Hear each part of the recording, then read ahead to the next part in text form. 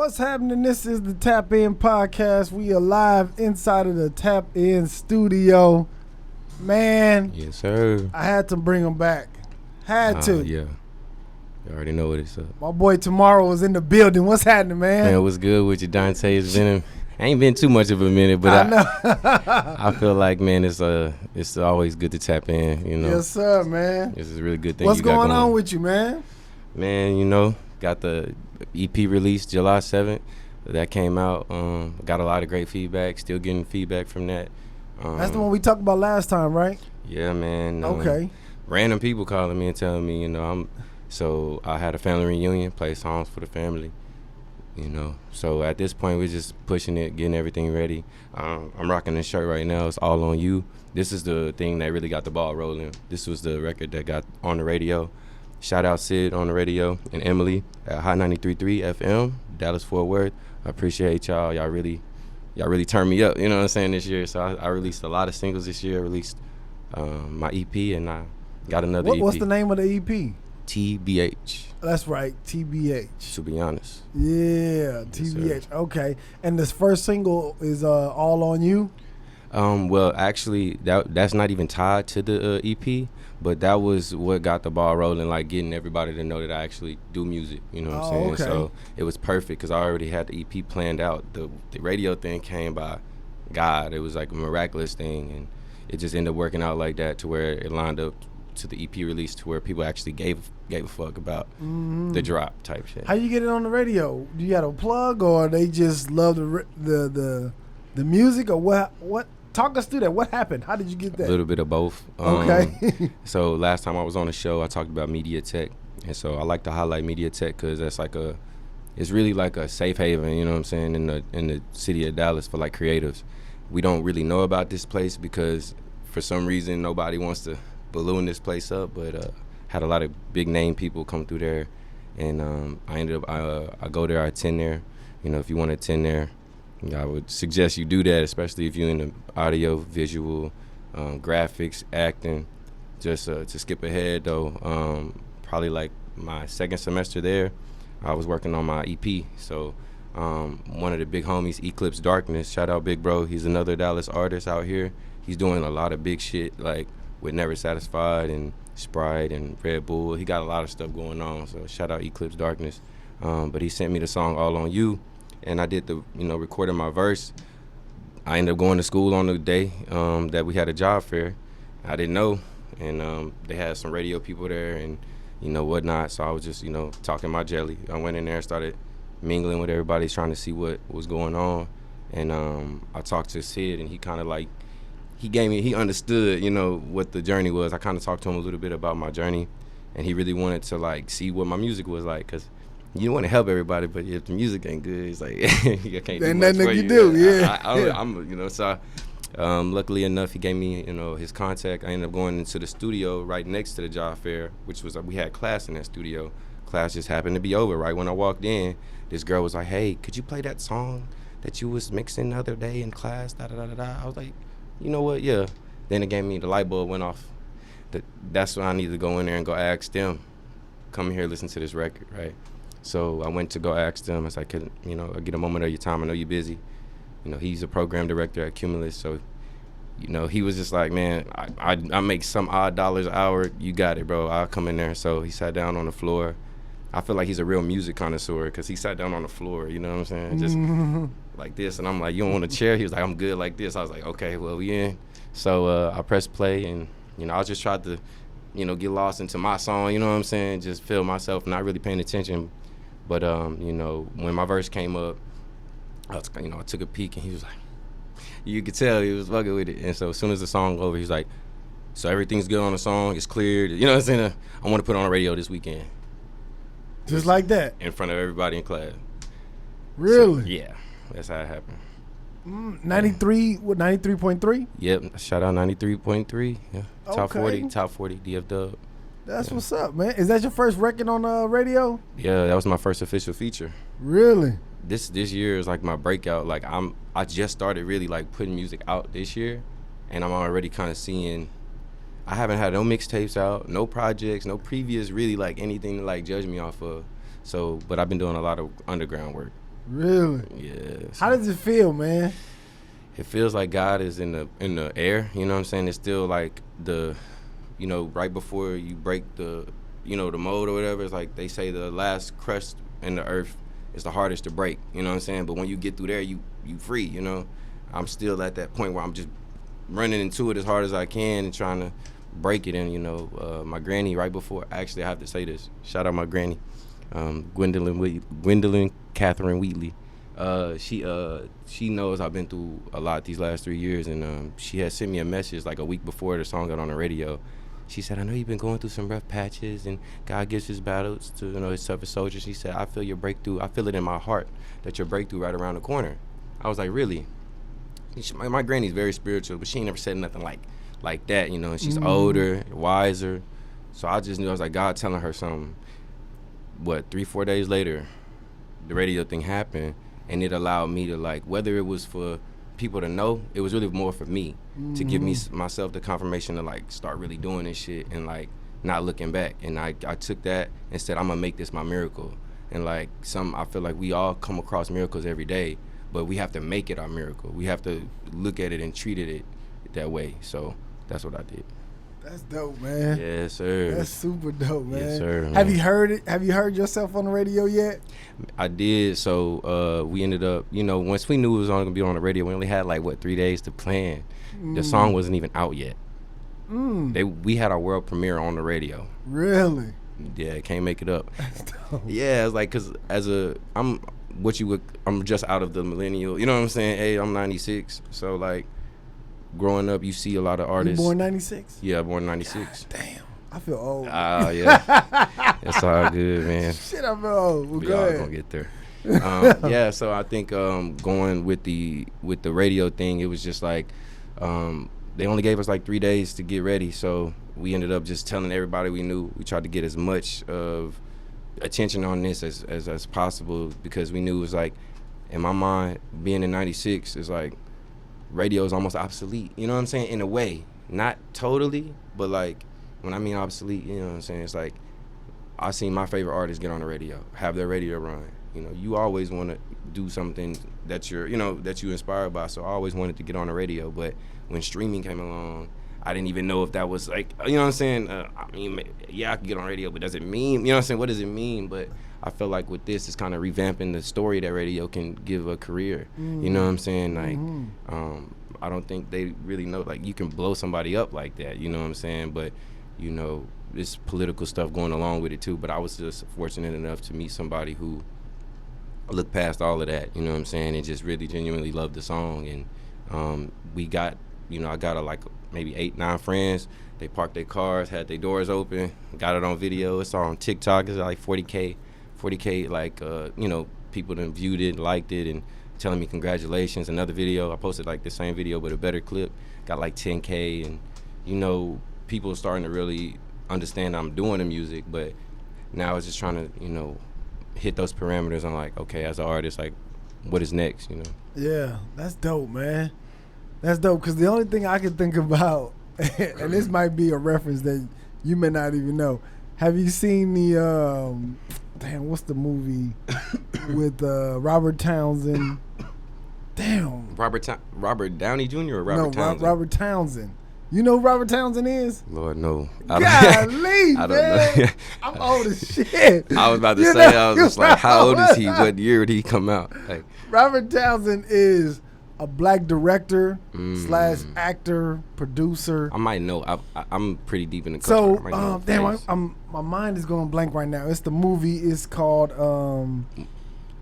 damn. What was it about? It was about it was a fake group that he made up, right? And it was about their journey into the music business. Oh wow! I'm thinking of Temptations, but it's not the Temptations. It's called The 5 Heartbeats. 5 Heartbeats. Yeah. Yes. That's one of my favorite movies. 5 Heartbeats. Yeah. So when I think about people getting on the radio, I always think of that little scene in the movie where he waking up singing on you know what I mean, on the movie where they waking up and everybody's going crazy like, oh, we on the radio. You know what I'm saying? I think that would have been a dope feeling too. I just think realistically, like, I have so much going on. If he didn't tell me when it was gonna air and what day, I probably wouldn't have been able to catch it, you know. But at the end of the day, you know, we had people tuning in, taking video. Like, I just posted a clip on my Instagram of them shouting it out. Like, he didn't just shout me out, bro. Bro gave me like an alley-oop, you know what I'm saying? So it was, you know, it's one thing, oh, new song here, da-da-da, whatever, play the song. He gave a whole introduction about how it happened. Yeah. About exactly what I told you. Yeah. On the radio. Really? Yeah. So it was just like one of those things I hold with me. I got the recording. I still, you know, got the actual lit recording, got the BDS report and everything. That's dope. Yeah, I had to get it all because that's one of those things where, like, when I look back on my career, you know what I'm saying, I can see that's one of those miracles, you know what I'm saying, that I'm telling you, if that didn't happen, like, a lot of this other stuff probably, like, I would have put the EP out, but there was a lot of other stuff that did for me inside, you know, it gave me that, yeah. Yeah. Do you have like contact with him, with the guy who put it on the radio, the PG, they call it the PG, the program director? And yeah, I think we always gonna have that connection just because of that. I know he a very busy man, and I know my life I'm going through, I ain't made it just yet, you know what I'm saying? So I'm still just doing what it takes as an independent to try to just stay consistent with putting the music out, stay consistent with the videos, and, you know, whatever I can do. Like, doing this, I appreciate these opportunities like this because, you know, as an independent and local, you don't really get a lot of people that just really like, come back. Nah, we mess with you. You need, you know, it's like, okay, well, that's love, you know what I'm saying? It's like, bet, you know, regardless of the music, that's just like, that's what's up. So yeah, man. I was just talking to another artist the other day. Dang, his name, I see Eskimo Jake. So I was just talking to him the other day about, like, why don't Dallas, I guess either radio or the community, why they don't champion people who are, you know what I mean, that's the artists that's coming out of Dallas. And for him, it was for him, his answer was, like, Dallas is a melting pot, and so Dallas is a consumer city, and so people like bigger artists like a Drake, Kanye, they pay for different placements, and so the people who are coming up, it's kind of hard for them to get in where they fit in because all these other big artists are paying for certain slots. Yeah, but that's kind of almost like an excuse for the radio, an excuse for everybody else, because at the end of the day, you already know they got the bag, bro. Like, they can pay for whatever they want to pay for. It's like, it ain't much to take one segment out of every month, you know what I'm saying, to highlight and make sure you highlight a Dallas artist, or the artist for this week out of our city is this, you know what I'm saying? Just those little things could go a long way. But, you know, we so stuck into the traditional way of, I grew up listening to all the, you know, 97.9, K104, 106.1 in some cases. I don't know about the pop, but just the radios that I was familiar with growing up. And it seemed like, you know, we just late. You know, we take a longer time to transition, and we kind of transition to more into like harder rap. So like when you listen on the radio, it's cool and it's like, you know, vibey, but it's like there's people in Dallas that could give Dallas another way of looking at Dallas artists. Like, you know what I'm saying? There's other people out here that can be universal artists that you might not can see. You might not see that right now, but they can end up being a world international artist, not no just rapper or not no just this, you know what I'm saying? But Dallas has that because it's a melting pot. It's possible for Dallas to have a true sound, not just geared toward the streets or the pain or the struggle, which that's all needed. You know, we need that.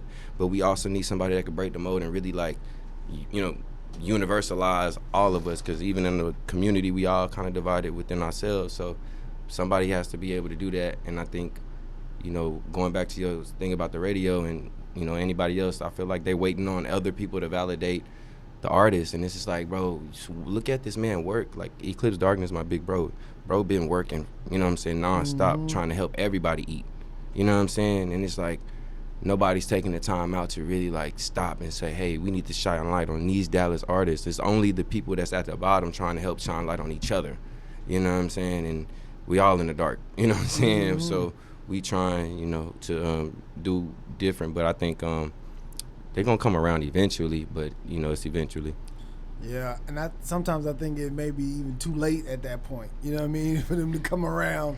And I think that it could be that, because at that point it's like, if it takes a 25-year-old to say it and speak it up and get y'all to understand, like, y'all are looking at it you're not looking at it from a millennial standpoint. You're not looking at it from a younger standpoint, and which is cool because y'all have a demographic. You know, the demographics spans throughout the whole thing, but you know, if the way we listen to music is different, you know what I'm saying? We're listening for the small little cadences. We're listening to the little nuances that make a difference from a Young Thug versus a Future. Like, if you show anybody else that don't really know, you know what I'm saying, our music, they wouldn't be able to tell the difference between a Young Thug and a Gunna. Mm-hmm. But us millennials, we can tell those vocal inflections, the differences, and we understand it. And we can communicate with that, all the different sporadic changes of the cadence.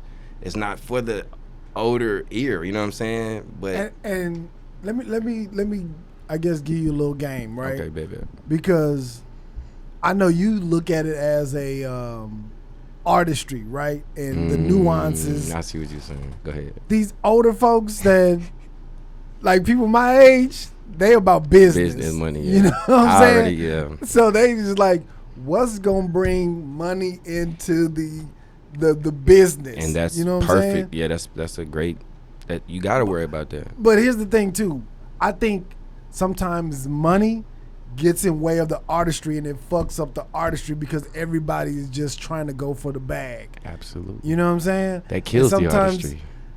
But at the same time, it is, for them, it's a business. Like, if they wasn't making money from doing radio or being on the radio or making advertisements or the music that was on there, they wouldn't be doing that. You know what I'm saying? They'd be doing something totally different.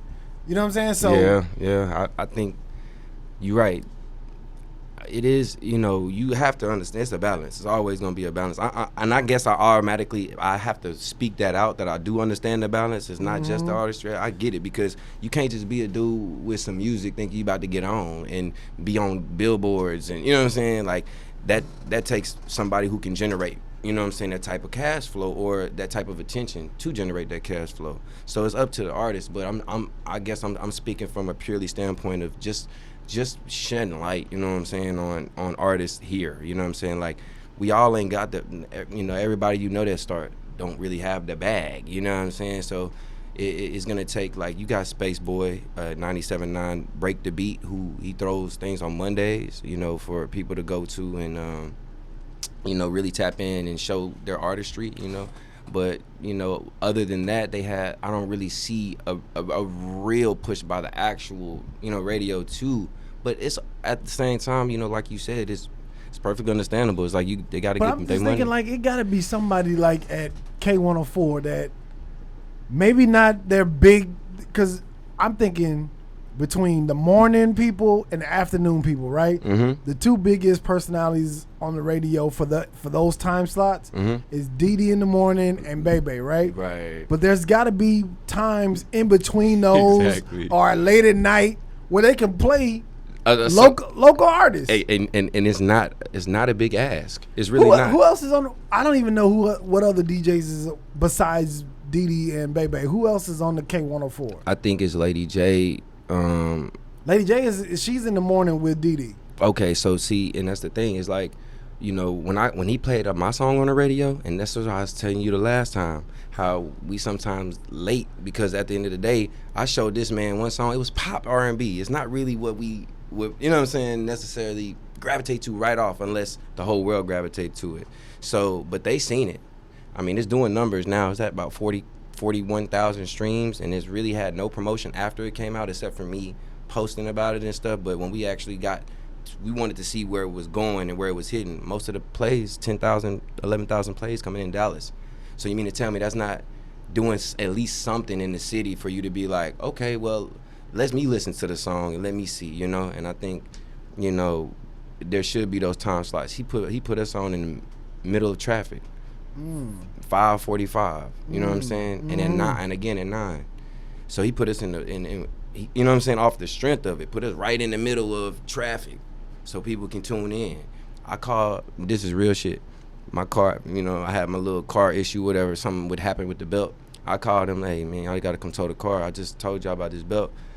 I was kind of getting fly a little bit because I was mad, but I calmed down and I talked to the lady, and she asked me some stuff. I said, what are you doing? You got to go? I was like, oh, yeah, I go to school. This car over here from Media Tech. And she was like, wait. She was like, I see your name. Are you by any chance 2Mrrw? I was like, yeah. She was like, I really, really like your song. I was just like, oh, that's dope. You know what I'm saying? I was just like, I ain't even mad no more. My whole day was, you know, I was good. Sweating hot, I was still good. And that's kind of like what it was. That's what it does for the artist. That sent me in the overdrive. There's a dude that goes to my school named Body, and he was a big part of the Dougie. Like, he had a verse on the Dougie, the actual original Dougie. You know what I'm saying? He got Lil Wayne on there. So he was giving me game, basically saying, you know, when you get on the radio, you think you working hard now. It's going to be different. And ever since it got on the radio, I feel like I had to go into overdrive because I don't have nobody doing nothing really for me unless I go out my way and ask. So, and I try to do that the last possible resort. You know what I'm saying? So I'm going to try to do everything I can to make it work, you know what I'm saying, for myself. And then that's when I, you know, try to branch out and try to see who can help me get it done. So here's the thing, man. I wanna tell you and other artists, right? The best way that you gonna elevate is get you a team around you, man. The best way you can. Find you somebody who is a graphic designer. Find somebody who is looking to manage, you know what I'm saying? Right. Even if you gotta beg somebody who's already a manager, who's established, hey man, just manage my career, Right. help me get on. Because as an artist, you want to be able to focus on just the artistry, Right. making music, and then let them go to work for you. You know what I'm saying? Absolutely. That's what you want. You don't want to take on everything all on your own, because now you got to be the manager, you got to be the marketer, you got to be the digital man, the graphic designer, you got to be the artist. It's just too many hats. You know what I'm saying? Yeah, if you can, right. even if you get some homeboys that don't really know the business, but you can tell them, hey, this is what you want, Right. and have them go do that. That's better than you having to actually go and contact people and go do it. You know what I mean? I mean, everything you saying is on point. Like, and I know that's what I need.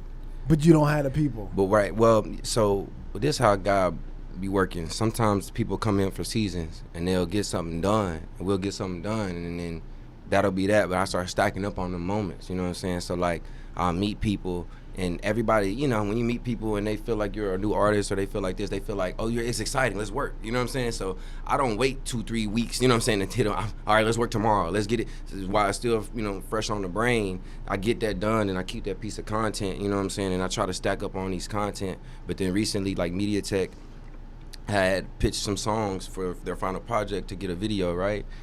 I went in there and pitched songs, and they chose this EDM person. I don't do EDM, so I don't really know about that, but they, you know, 3 people, one from the night class, 2 people from the morning class. Like, we do it outside of school for free.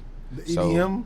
Nah. Oh, yours? Mine. Oh, so okay. they did it outside of school without the project, and just, we met up, got to shoot for 3 days, you know what I'm saying? And that normally costs, what, $25,000, $3,000, you know what I'm saying? $2,500, $3,000 from a label to, like, pay for that type of video, all free, you know what I'm saying? It was because, you know, I was just making use of my time there. So anywhere I'm at, I'm always knowing how to be resourceful. And I think that's the main thing artists need to do, is because they waiting for somebody else to, like, you know what I'm saying, show them the way or whatever. It's just like, if you really have faith that you can do this, I'm telling you, like, from experience, like, I went out to Vegas and had nothing really, and just went out there and ended up being published, the model. You know what I'm saying? Like, I didn't go out there seeking that. You know, it's just like, God put me in certain positions. I just was like, you know what, instead of fighting it, I started just like, okay, well, let's see where this takes me. That got me behind the camera, and that got me, oh, okay. Then I came back here, got a Media Tech, started making music. Oh, got a song on the radio. Oh, okay. Started building up an image for myself. Started understanding how I wanted to look and how I wanted my aesthetic to be.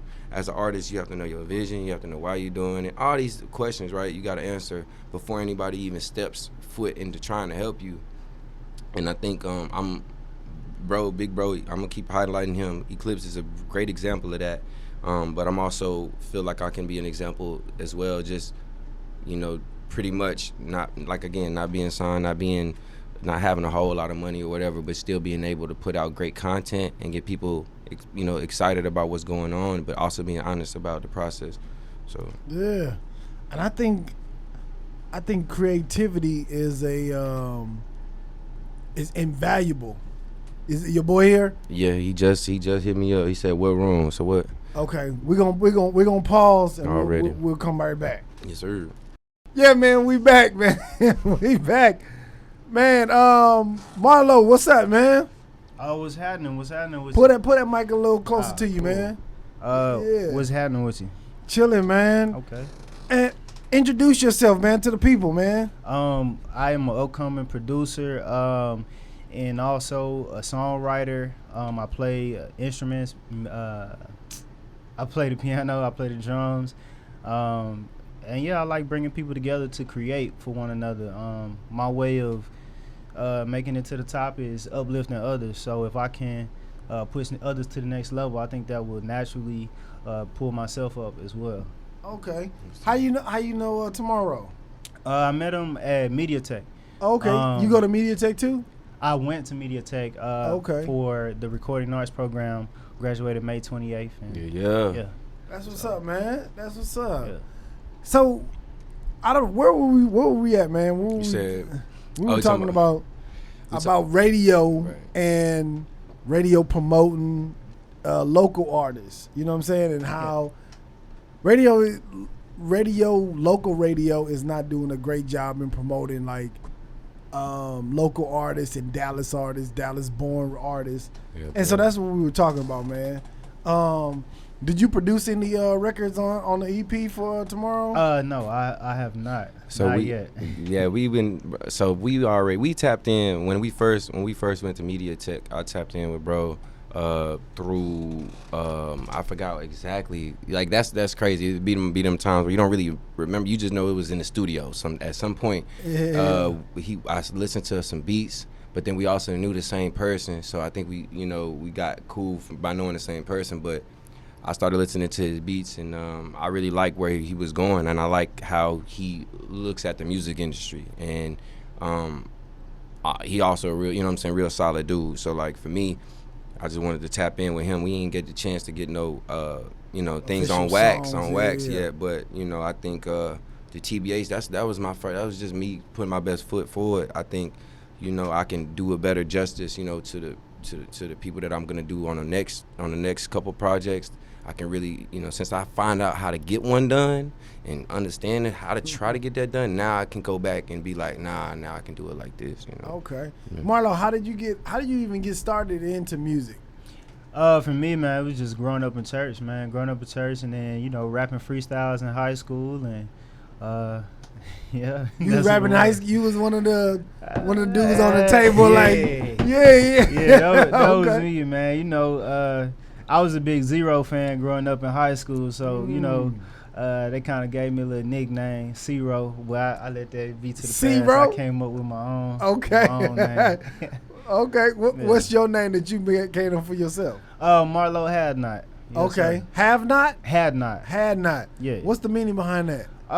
So Marlow is just that's a name that I actually wanted to name my first son. Like when I had my first son, I wanted to name him Marlow.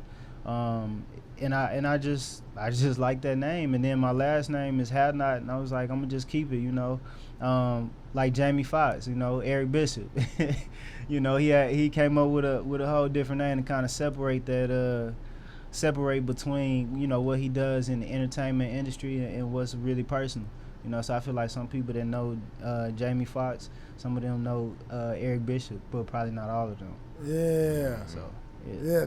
To me, that was crazy when I found out his name was Eric. I was like, what? Yeah. His name, I just now found out about that. Like a few seconds ago? I'm gonna call him Eric if I see him. No. Yeah.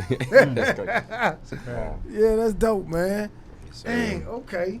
And so, have you worked on any projects that we may be familiar with, or something that you're proud of? Let me say. I've been able to work in the studio thanks to Nagaris Johnson. I've been able to work on a project that was for Kanye West, associated with Kanye West. But I wasn't like a writer or anything. I was just an engineer in that. And even just being like around Tony Williams. I don't know if you heard of the world famous Tony Williams, but even just being around him, man, I learned so much. And he's probably one of the most patient people I ever been around in my entire life. What you mean? What you mean patient? You was fucking like, up? I had some technical issues, and then you know I was calling my mentor, and he was telling me, he was like, man, you know what you doing? Just talk yourself through it, man. He was like, you calling me and then you telling me what's wrong, and then you doing it, and I'm like, why you needed to call? He was like, why you need to call me? Why you just ain't do it? And I just told him, you know, I just didn't feel comfortable, you know. And then they told me, everybody clowned me for a long time because I met Bone Crusher too, and I did some work with Bone Crusher with Nagaris. I don't know if it's gonna get released. That's just I'm waiting to find out myself, man. I'm kind of learning how the music industry works. I may do something today, it might not get released till a year later, and that's another reason why I started saying, man, you know, I'm finna become an executive producer. I'm finna start producing people because I don't really want to wait on nobody else. Okay. What's like your genre? Is it rap or is it R&B or is it? Rap, R&B, hip hop. I pretty much do everything except for I haven't really dabbled in country or opera. I tried a little bit of You can do all that? You can do opera and shit?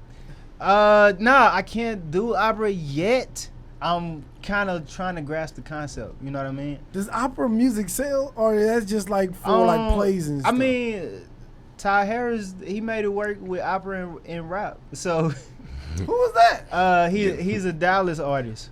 And he does opera? He plays on the piano. He sings opera. He raps with that too. Yeah. What? Yeah, and we don't know about this. Yeah, you know what I'm saying? Ty Harris. He Ty Harris? Yeah, I'm pretty sure his name is he goes by Ty Harris. Yeah, I would like to check dude out. And he does really opera and rap on a song. Yeah, on the song. Straight up. Yeah. He incorporated it. It's like opera hip hop. Really? Yeah. Hip opera. Yeah.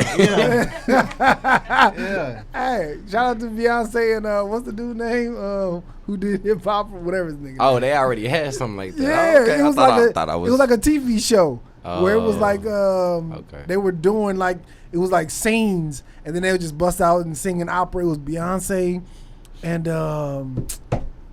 dang, the dude on Juice. Raheem. Not Raheem. Oh. You kind of look like Raheem. Man, here we go. I don't want to get this you going kind of look like Raheem now that I think about it. Yeah. That was a deflection. He trying to think about what he about. I see his name, man. Dang it. He was on Love and Basketball, too. Oh, I know what you're talking about. Damn, I forgot his name. He not even living no more. No, he's still alive. He live? Yeah. Dude on Love and Basketball. What's his name? I thought... No, he's not dead. It was Sanaa Lathan and the other dude. I see his face. I can't remember his name. We might not be talking about the same person. So. Whatever his name is. Mackay Pfeiffer. Is it Mackay? I don't think I was thinking about him. No. I think his name was Mackay Pfeiffer. Yeah, because Mackay was in 8 Mile. How old are y'all, man? Y'all not even understanding these references. Man, these movies. He didn't kind of say Robert Townsend. I was like, who? No, I'm playing. But as far as 8 Mile and stuff like that, you gotta like, you know, we was around it, so we know you just got point us in the direction and be like, that's who that was. You know who this is. We don't know. Can't put the name with the face. Right. He was probably I think if you was born in '96, I think 8 Mile came out like in 2001, 2002. So you may not know him from 8 Mile, but is that to do with the dreads? Yes. That was on the mic. Yeah, I'm not talking about him. So okay. Yeah, okay. So he's still alive, y'all. Yeah, that's Mackay. He said he did. Lord have mercy. God damn, these millennials. They want to kill off everybody. God damn. Okay. Yeah, oh, shit. But yeah, I pretty much do everything, man. The only thing I don't sit well with me is like screamos. Like, I don't care what type of screamos it is. What screamos? Like, So it's certain songs. It's just like where they be screaming on the record. Like they be playing real loud, like hardcore rock and like screaming on the record. They can turn any song into a screamo, but I don't like that. I don't like regular screamos, and I don't like when people turn it into a screamo. Like, okay. Yeah, it disturbed my spirit. I like shooting and stuff. You just brought a screamo. The music? Yeah, like the. I didn't know that was even a a genre. Yeah. Where they just scream. Yeah. Yeah, ain't gonna stunt. I don't know nothing about That's that. like Heavy metal. hardcore rock and roll, right? Like hard. See, and that's what I had to say. This is what I had met him, and I had showed him pretty much. Nobody knew these songs was gonna be on the EP or whatever. So I'm pretty much just showing the music, and I want the most harsh feed. You know what I'm saying? I want feedback. I don't really care, cause like. I won't get better without it. And so I showed him some music, and man, bro was actually listening to what I was saying. You know what I'm saying? A lot of people, they just want to be.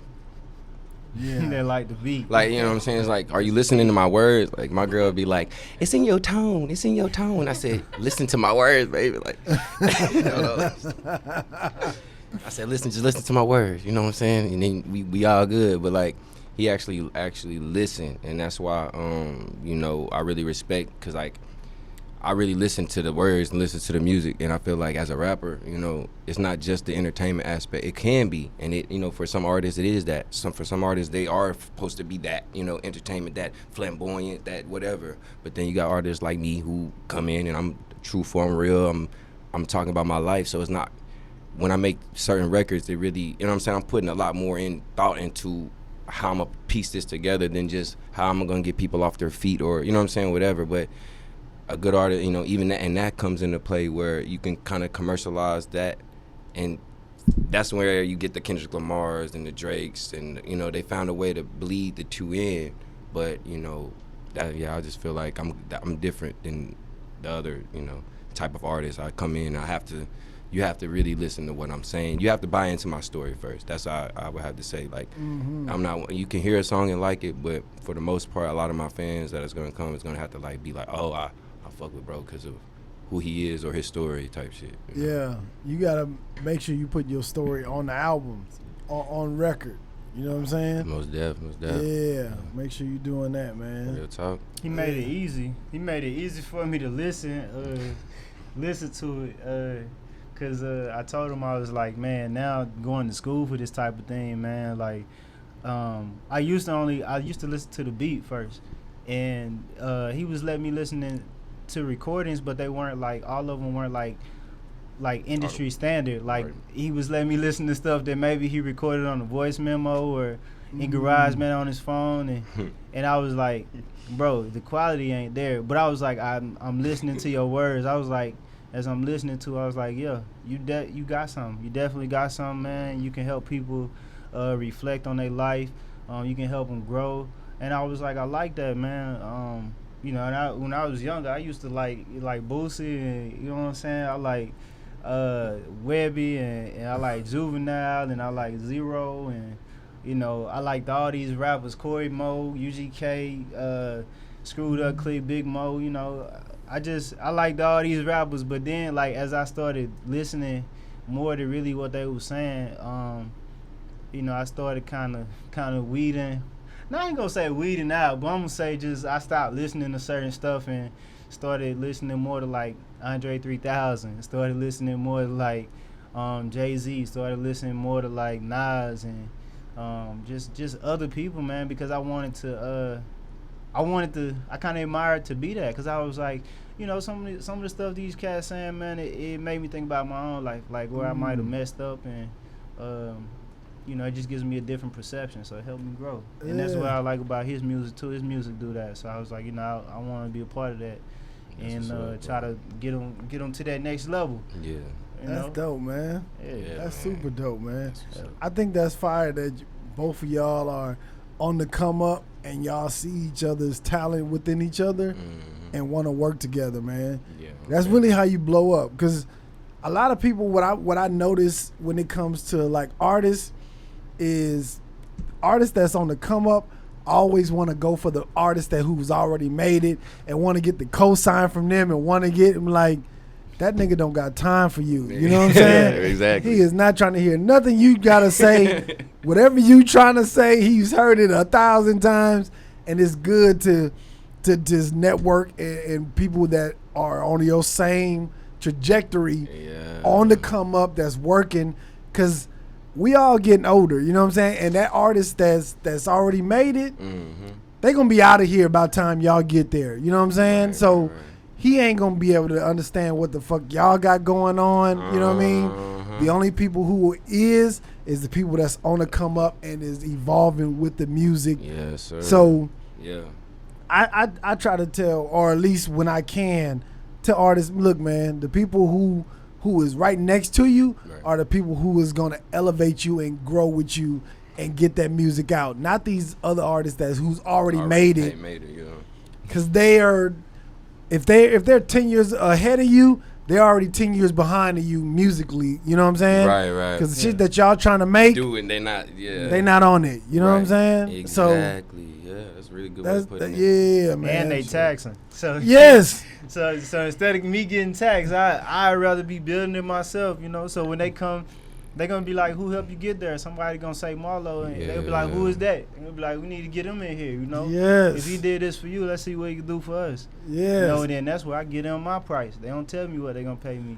Right. I tell them, you know. And it's like when you start that journey, I mean, if you really think about it, everybody who got blew up or whatever, you know, most of people, like, they linked in with a producer early on, you know what I'm saying? Or a manager early on, you know what I'm saying? That truthfully really believed, or just knew that, man, all we got to do, you know what I'm saying, is we just get together and really, like, put out work. And that's the thing, like, my next goal really is to just see how much work I can get done with a lot of these creatives out here, you know what I'm saying? A lot of the producers out here, and a lot of, you know, trying to just bounce around and try to see what all we can, like, do to, like, make something, you know what I'm saying? Because everybody got their thing right now. I'm looking around Dallas, everybody's doing almost their own thing, but it's like, okay, y'all doing y'all thing. When we gonna find that thing where we all can fit in the picture? You know what I'm saying? That one brand where we all can fit into the picture. Yeah. We all got our separate, you know, and that rightfully so, because we all want to build legacies. But there's also that one brand we can partner with. You don't have to just be your, you know, but we all know that this represents the creatives of Dallas, you know what I'm saying? And we can use that as a hedge fund, or use that to help fund creatives, you know what I'm saying? Like I just thought about that just came to my mind. But that would be a dope thing, you know what I'm saying, to get people that really care about the creative community, or get, you know, sponsors or whatever, and start doing hedge funds for stuff like that, and start, like, actually being able to help artists that have a little buzz or whatever get that little extra push right then, because that's when they need it. Right. That's when it fizzles out, you know what I'm saying, when you don't have the money. So, like, you know, there's a lot of things we can do, but I guess now that I'm saying it, I'm going to have to be the one to try to try to you're get right. the ball rolling. You're so right. And here's what I want to tell artists, right? Don't look at the amount of money that you have to create. Right. Lean on your creativity to bring the money in. Mm-hmm. You know what I'm saying? If you waiting on money to be able to create, right, you ain't gonna have a long career, man. You ain't gonna have a long career. Yeah. If you able to create, the money is gonna come. And I want to make a prime example. Look at Kanye, right? Kanye is creative as fuck, right? Yeah. And he always seems to make money from his creativity, and people, I don't know what the back end look like on his creativity, but he feel like he not getting his just due as far as monetarily, but he is super creative, and that's why he's been able to last so long. Look at your big artists. So if you lean on your creativity versus money, right, create the best art that you can make with the resources that you have. Don't wait on money to create, man. And that's a good, you know what I'm saying? Great point. I think great point, because I always bring up money or whatever, just because it feels like, you know, when you get to a certain point where you know you have these ideas and you know you have these visions, and it's getting harder and harder to, like, you know what I'm saying, those moments that you was able to get stuff done, that magic, you know, you thirsting for it, you know what I'm saying, because you still in that limbo stage, you know what I'm saying, of being able to have that and being able to do it. But you absolutely right. I think that's what I did first. I remember looking up, like, this is weird, but I was looking up like African tattoos. Like, my biological mom from Ghana, right? So I have ties to West Africa. And I was like look up stuff like patterns and stuff and what they meant, like, and I came across this pattern and I want to get tatted, and it was just talking, it was like the pattern meant to master, you know, your whatever it is, master your craft before you can become king. That's what the pattern meant. And I remember taking that to heart, like, for the music, like, oh, okay, I need to master this before I even try to put my, you know what I'm saying, I need to. So I remember listening to Nas and going back and like really like, and I remember I wrote to a Nas beat, and I was just like, these niggas is back, family to do it. It was just so old school, right? And I just remember just those moments of being able to try to, like, I wrote a whole paper, and then I had to fit the lyrics on. I didn't freestyle. I wrote the whole thing and then learned how to fit the lyrics, you know what I'm saying? And re-say it until I fit all them perfectly where I had it. And then I started doing that enough times. I started realizing, okay, I know what I'm doing. And just building muscles like that, and then you get to the point where, okay, I'm an artist, I can put music out, yada, yada. And then when you get to the point where people want to start, like, really listening to you or start seeing you at shows, that's where the, you know what I'm saying, that extra bag comes in. But at the end of the day, like, you're right, it all starts with the creativity. I wouldn't have been able to get this far. The music had to be good or at least appealing in some aspect for the dude to put it on the radio. I mean, people are telling me, random, calling me, I fuck with the album, still listening to it. I'm like, wow, that's dope, you know. I mean, it might not be no thousands of people right now, but I already know the people that are listening and the people that are, I've gotten enough people to tell me, you know what I'm saying, in and around and in other states or whatever, tell me that all I need is the exposure. You know what I'm saying? All I need is that next thing. It's like, okay, well, until I get that next thing, I'm going to keep putting my foot on the gas. So I got another project coming out November 29th called 2Mrrw's AD. So it's 2 projects in my first year dropping music. 8 singles, 6 solo, 2 features. And what's the AD? What's the 2Mrrw AD? Another day. Oh, okay. Tomorrow's another day, and after death. So, like, you know, just kind of having that in the back pocket, you know, always understanding that I'm doing this for the long run.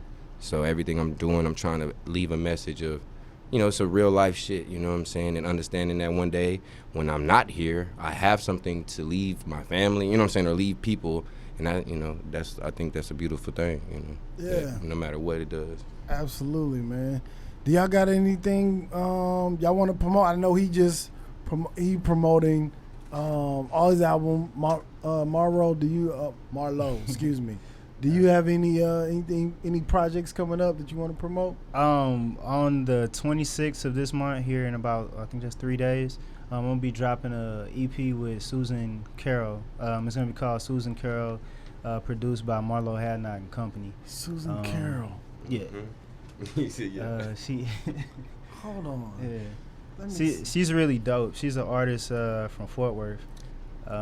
She can sing. And I guess. Man, I know who Susan is, man. Yeah. Man, I'll tell you a story about Susan when we get off. Yeah, I know Susan. She dope. Yeah, she's really dope. Well, I remember.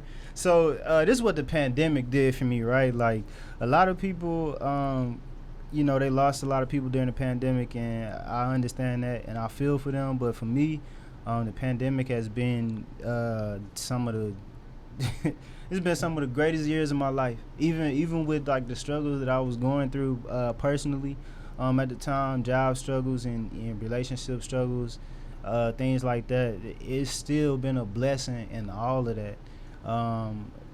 And you know, God just been blessing me. Like, man, I can't think. I ain't got enough tongues to thank God. Like, you know, I don't even have enough time for real. But like everything that happened during the pandemic, one of the things, as far as music wise, you know how people were throwing like Instagram talent shows. Mm-hmm. I happened to start tuning and tapping into that, because before I kind of like just stepped into the role of producer and then went to like saying, oh, I'm gonna be my own executive producer.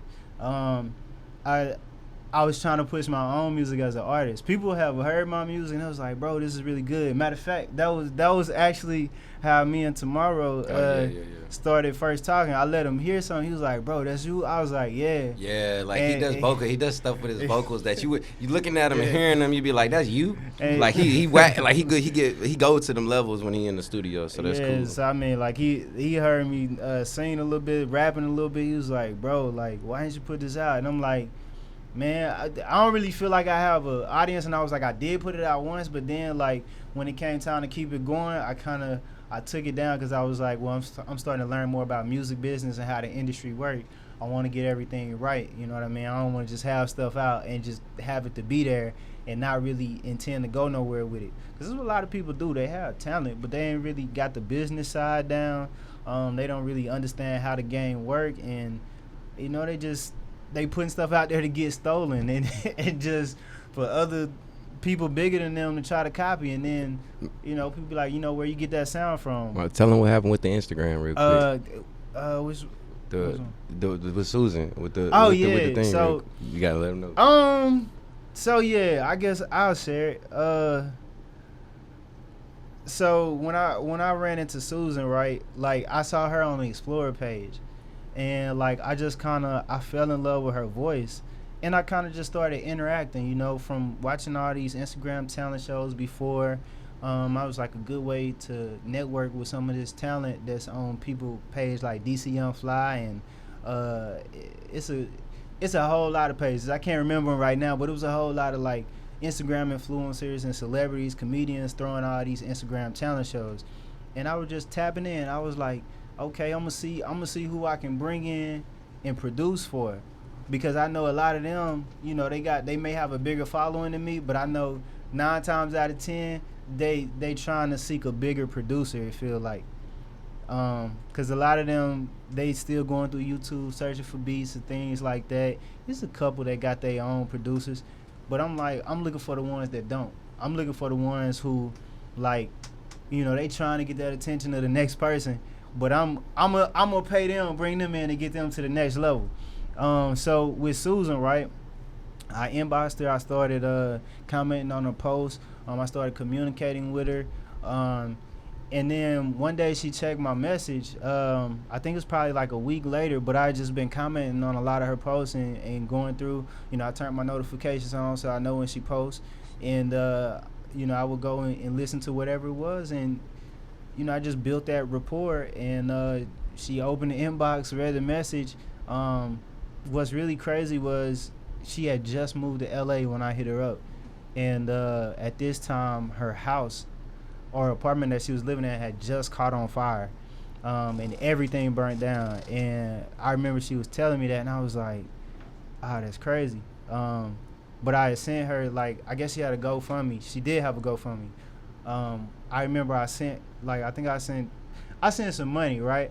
And I don't really be liking to speak on like how much or anything like that, but I just know I sent some stuff to her, and it just inspired other people to do the same. You know what I'm saying? And I was happy about that, because like a lot of people weren't really sending something, you know, for somebody like her who, you know, you've been in the room with these people, and you know, these people it kind of seemed like y'all may be close or whatever, but you know, at the end of the day, when it come down to it, it's kind of our business, you know, and I have to respect that. But I wanted to build something more than just it being business. Like I wanted it to be almost like family. Like if I'm not family with you, I'm extended family, you know. So you know, you can call me, and whatever it is, you know, you can talk to me about it or whatever. Marlow, tell them about the Instagram, bro. Tell them how to. I think I know what he's talking about now. You talking about the viral, bro? You was about to go viral, G. Like, what happened? He was about, like, I'm trying to get him to just. We want him to hear that. I wanted you to tell him, like. So it's a joint. It's called "Run Me My Money," right? That joint went viral on Instagram, where they be like, it's like, Cash Out, Venmo, Zelle, EBT. Mhm. Like that's pretty much a production that I did for Susan, and it was initially supposed to be a R&B song. This is on a documentary that was recorded, so it started out as an R&B song. I'm in the other room tracking out the piano, you know what I'm saying? I'm playing, the Garris is in there recording me. They're in there with me, and they're at first it's an R&B song, everybody in the R&B mode. Now as I continue to play and they all transfer to the other room, I don't know what they was talking about, but they started laughing. But then they started singing about like tides, and then they started singing about offering, and then it was like a 30-minute track, and it just turned into like you gotta see the documentary. When the documentary come out, like you gotta see the documentary because you can't start it and not finish the story, man. I mean, it's so funny though. Like the energy in the room was just so contagious. Like people. You know, we all kind of grew up around that, so people started making jokes about that. What made it viral? It was just it was something really. It was authentic, man. It was very authentic. You know, people didn't really have to channel too much energy for it. Everybody related to it, and it made people laugh, man. And people was like, not only do it make me laugh, but this is real talk. Like I have a small business. Like you gonna have to pay me, like Cash Out, Venmo, Zelle, or EBT. Yeah. Run it. Run me that money. You know what I'm saying? Is the video still up? Yeah, the video is still up. Who page is it's on Susan Carroll page. It's on her reels. I remember she said, she was like, it's the most viewed reel. She had hit me up, she was like, you know, that's the most viewed reel that I have, like out of all the stuff that I posted. She was like, that's the thing that people have reposted the most. And I was like, honestly, I when I heard it, I was happy about it, but I wasn't really expecting that one to like go viral. You know what I'm saying? Like there's so much other music that we made throughout those 2 days that's like it has so much meaning to it. It's raw, you know. So, but I mean, people like that. But I mean, that was the only thing that also got posted from that as well. It was a hectic 2 days, man. I saw sides of people that just. People that say they love music and want to do music, I couldn't tell. Like people get they get frustrated, they get angry. And when I do stuff, I make sure everybody fed. So I went around and made sure I got what people wanted to eat. You know what I'm saying? And I got extra stuff. And when is the documentary coming out? When can we tune into that? The documentary is gonna be out in August. It's gonna be out in August. Okay. I'm looking at August 13th because August 13th would be the anniversary of when this happened. Okay. The 1 year anniversary for us. Okay. But it was a really interesting project. It took me a long time. It took me a year to plan it, 2 days to execute it, and the after effect took a year, but that was due to like a whole lot of extra things happening in between and just getting things right. My mentor told me, he was like, you know, slow steps better than no steps. So, you know, I would rather you know what you're doing, so that way the second time you go back and do it, you don't even need my assistance. You know what you're doing, you know, versus me doing everything for you and then you want to do something else like this again, and then I have to do it all over again for you because you didn't understand it the first time. Yeah. So yeah. Man, leave y'all social media tags where people can find y'all. Yes, so because I know y'all gonna post when y'all different projects drop. Yeah. Please leave y'all social media. Mine is at Marlow Hadnot. On Instagram, MarlowHadnot. And that's the quickest way to reach me, to be honest. So, yeah. And my EP comes out. My new EP comes out November 29th, but I also have a current EP out called TBH. It's my first debut EP. It's on all platforms. You can stream it anywhere. I just also released the premiere of the video Left to the song, so you have a couple videos to watch.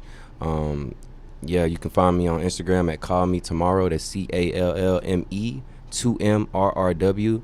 Again, that's 2MRRW. There's no O's. You can find me on Pandora, YouTube, anywhere. Just type in 2MRRW. And yeah, man, I appreciate it. It's another one for the books, man. I thank you for having it. Yes, sir. Appreciate y'all for tapping in with us, man. Already, it's always good. Yes, sir. Yes, sir. Yo, man, this has been the Tap In Podcast. Thank y'all for tapping in. We'll holla at y'all next week. Holla.